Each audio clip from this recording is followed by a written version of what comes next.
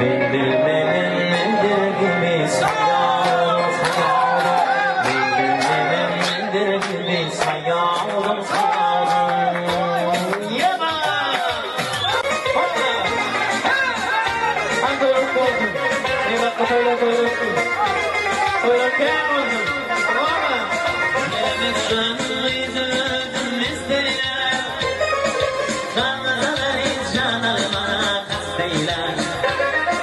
Gelemezsen izledim isteyle. Canları canlarıma kasteyle. Bizge düşman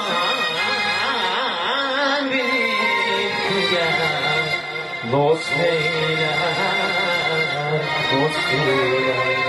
Bildirmenin gibi sayalım sayalım. Yolları canım gibi sayalım sayalım. Baba! Ben korktum. Beni gelen.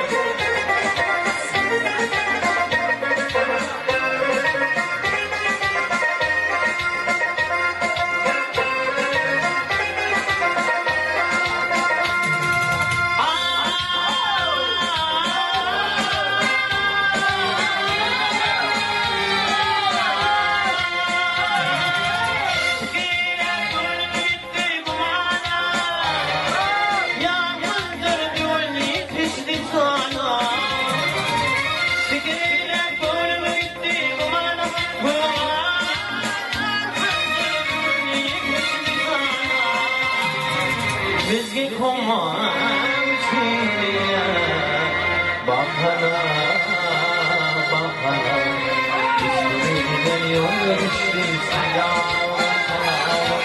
Yardım canım gibi sayalım.